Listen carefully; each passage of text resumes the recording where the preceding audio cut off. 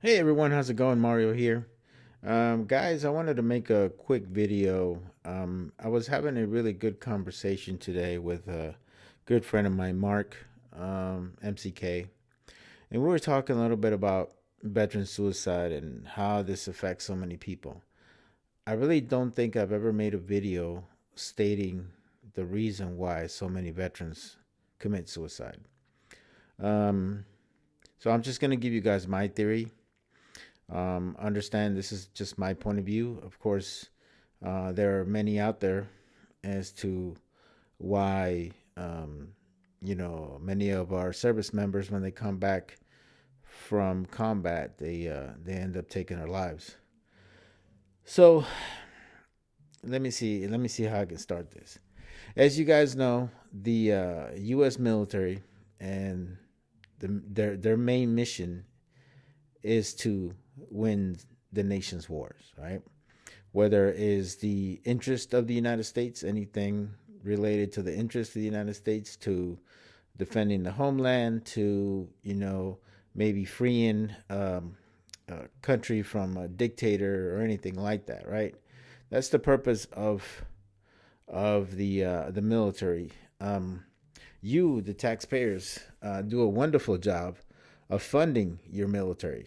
I mean, and to be honest with you, a third of the total GDP of the United States is all based on, it's all pretty much spent on the defense of the United States and the defense of the funding of the United States military.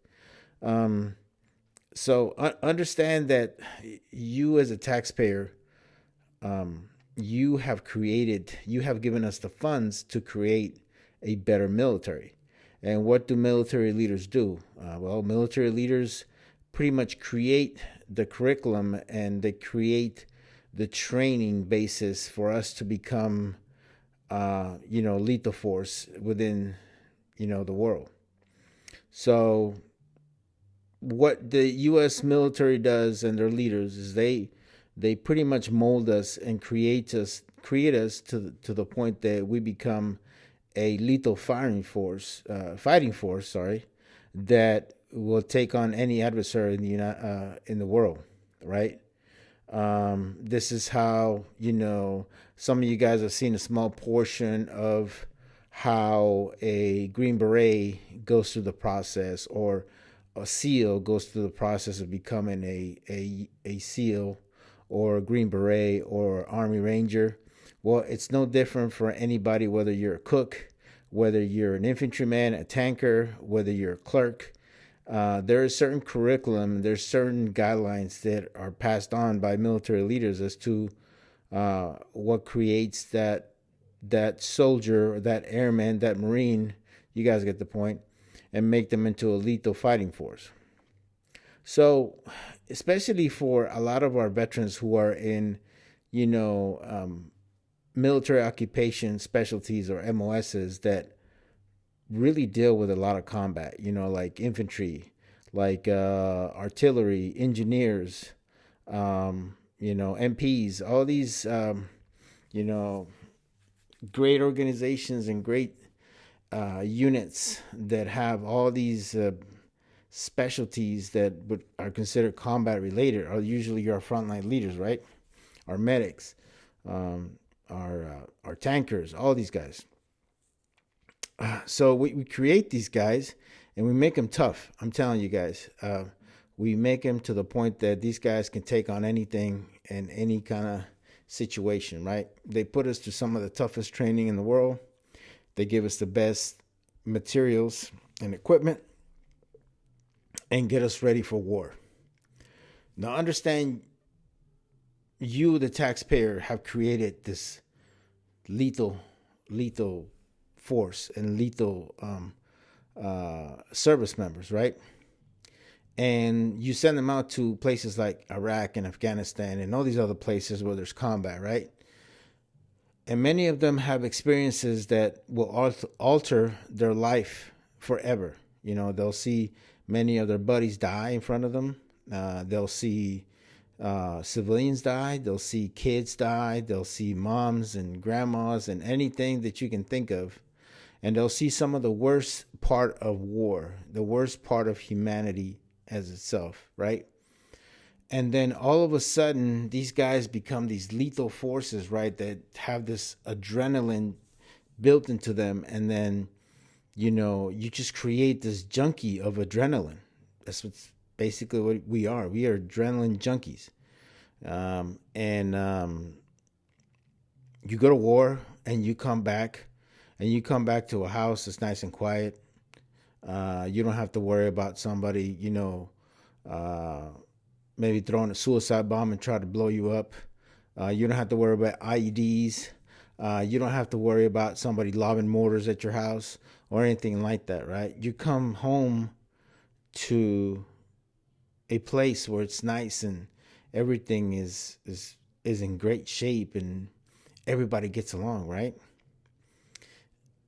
But I think what we've forgotten is the sense of purpose and why a lot of us do what we do.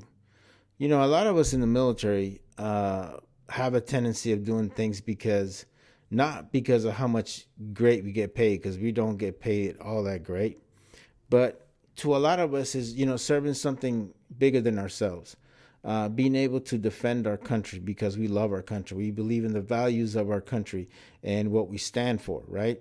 And that's the reason why a lot of us defend our country. I mean, to me, that's the reason why I did it. I didn't do it for freaking college fun or anything like that. There's two reasons why I joined the military. One is because I came as a poor immigrant boy from Guatemala, and for me, the best way to give back is to serve. And I served the United States Army for 22 years. And I saw some stuff, yes, and I don't regret it. I don't regret anything about my military career because I was able to do things I've always wanted to do in my lifetime. So by the time I did hang up my uniform, I had done everything I wanted to do. But the transition aspect of it is what sucks. And I'm just trying to explain this to you guys to the point where you got to understand that a lot of our service members, when they come back home, they feel worthless because there is no sense of purpose. Many of them get 9-to-5 jobs, really mundane 9-to-5 jobs, and it drives them insane because they don't feel like they are making a difference. They don't feel like anything they do is worth the effort.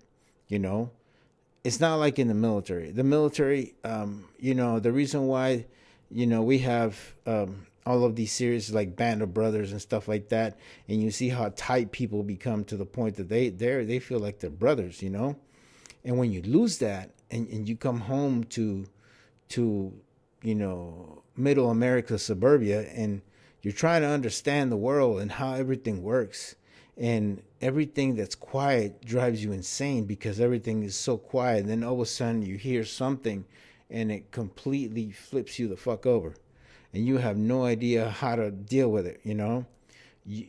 Things that before would never bother you now. You've become a totally different person than when you were before.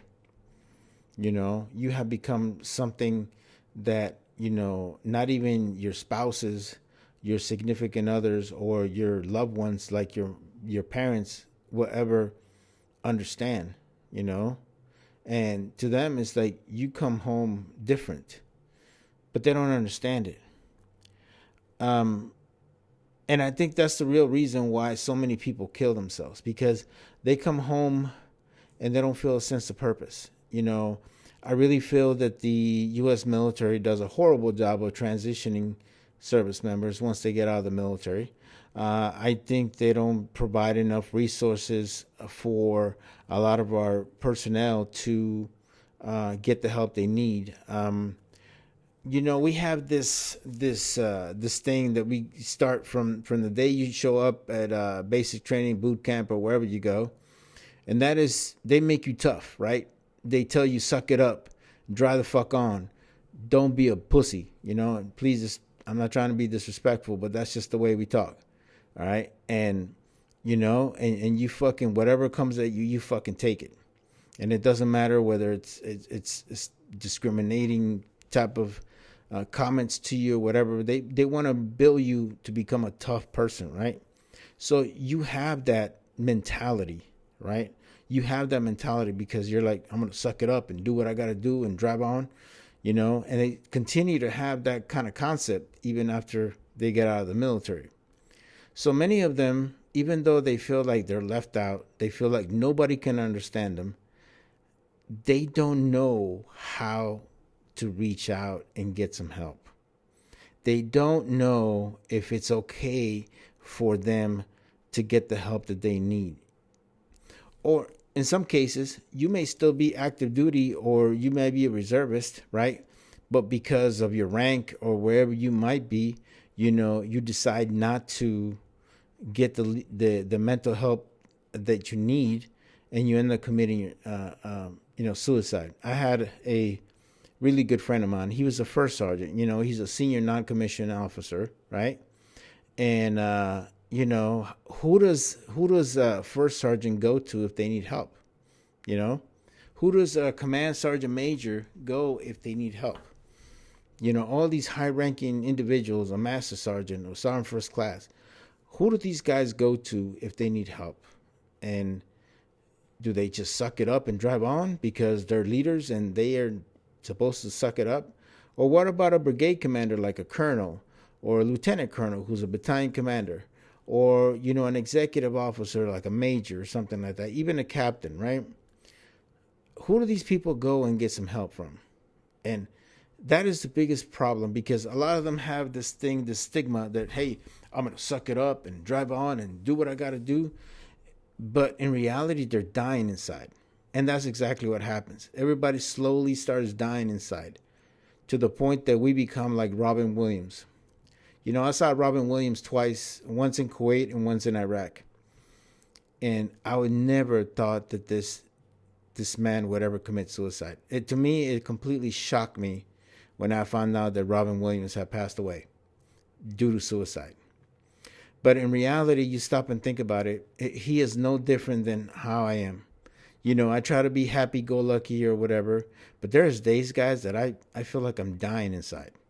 And I know that there's a lot of people out there, a lot of our service members that feel the same way, So what do you do if you're a loved one? Here's my thing. Here's some advice I'm going to give you guys. One, reach out. Tell them that you love them. Tell them that you care about them, that it doesn't matter what they're going through. They don't have to explain what you've been going through. But go out there and get the help that they need. There are so many resources for veterans now. Thank God. Thank God. And go out there and get it for them. There's pretty much every local veterans group, wherever you may live, has some sort of counseling, has some can point people to the right way. The VA has the suicide prevention hotline. I mean, you have so many resources. BFW, American Legion, and countless other great veteran organizations. You just have to reach out and say, hey, you know what? My loved one needs help. I know that they don't want to get help, but I know that there's something going on with them and they need help. And maybe sometimes that's what they need in order for them to get back to where they need to. Another thing that happens too, guys, is that, and this is something I was talking to my friend Mark, is that a lot of us have survivor's guilt, and I'm going to explain to you guys what happened to me during the holidays. Here I am looking at my family. I see my grandkid, I see my daughters, I see everybody, and I start crying all of a sudden. I don't understand why I'm crying. I don't get it. And later on, I kind of start thinking about it. And in reality, I have survivor's guilt. To this day, I still have survivor's guilt. I saw one of my good friends die pretty much in front of me, right? And to this day, I still think about him. To this day, I still wish he would have what I have, And those are the things that are never going to go away. I mean, we're getting close to being 20 years from the time I was there, the first deployment, and I'm still thinking about it. The war never goes anywhere, guys. You can tell that to any Vietnam vet. They'll tell you. Some of our Vietnam vets are, in their 70s now, and they still think about Vietnam, And it's crazy, guys. And in reality, we just got to save as many of our service members as we can. It is a national tragedy when I hear of a service member who served in Iraq or Afghanistan commit suicide. To this day, I still think about who did not reach out to him, who didn't do enough to help this person, you know? And recently, if you guys want to get more recent in news, if you guys recall, like last week, there was a story about a former Miss America, right, who committed suicide. And mind you, she just won the Miss America pageant like 2019. So understand that suicide can happen to anybody, guys. It could be a pageant queen. It could be your buddy who was in the military, who served in Afghanistan or Iraq. It could be anybody, guys. And all that I ask from all you guys is that you try to do as much as you can. You try to intervene. And in most cases, just the small little tokens that you guys do that show that you appreciate that person, believe me, go a long way. And hopefully this will stop a lot of suicides from happening. So this is my take on this, guys. I hope that you guys get something out of it. I do appreciate you guys sticking through this. This is about 16 minutes now, and I try to make it as short as possible, but in reality, there's a lot of stuff that needed to be covered. So that's pretty much all I got, guys. Like always, God bless you. God bless the United States of America, and I'm out.